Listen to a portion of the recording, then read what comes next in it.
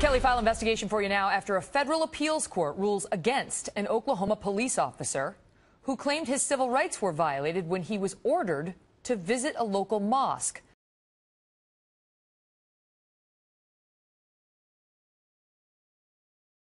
To listen to a presentation on human rights and women, among other things. Robert Muse is lead attorney for Captain Paul Fields. He has suffered a defeat in this case.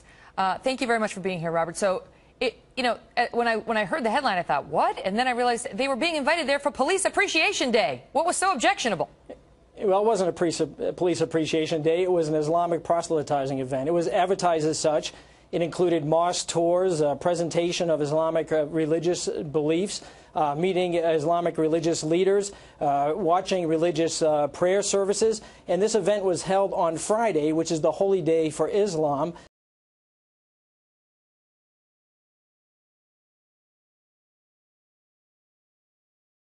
For that particular purpose. And never before in the 30-plus years that the chief of police, for example, has been in the police department, has such events held at a religious forum been mandatory. But they say this was a community outreach. They say they were trying to establish a relationship between the Muslim community and the police so that they could build trust. Yeah, well, that wasn't true.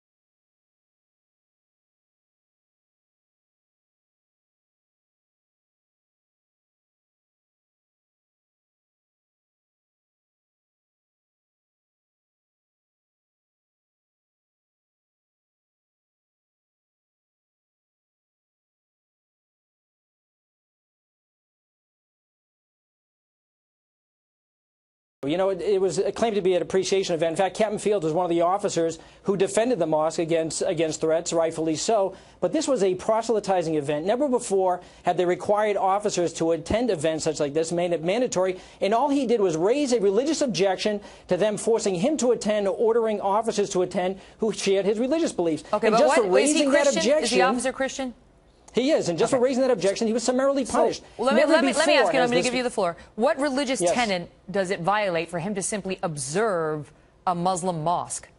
Well, it isn't just observing a Muslim mosque, Megan. It's being subjected to Islamic proselytizing, and the police officers in uniform are prohibited from expressing their religious beliefs. So you're putting this Christian officer in a very difficult position where he can't discuss his religious beliefs and being subjected to Islamic religious beliefs. The cops, they're trying to expose the cops to the Muslim community, you know, people who want to help the police, according to the other side, understand what they stand for and connect with the police. Isn't that a good thing for us? No, well, Megan, can you imagine if it had been a Muslim officer ordered to attend a synagogue on a Saturday, and he objected on religious grounds, and he was punitively transferred. He was subjected to an internal affairs investigation. He was suspended without pay for 2 weeks, and he was assigned to the graveyard shift. If that had happened, everybody in that chain of command in that police department would have been fired. And everybody knows that to be the case. There's a huge double standard. And because he had concerns that they were making this order mandatory for the officers, and he raised a religious objection, he was punished. I know that you've lost in the 10th Circuit Court of Appeals, but you intend to seek review at the Supreme Court. We will watch it. Mr. Muse, thanks for being here.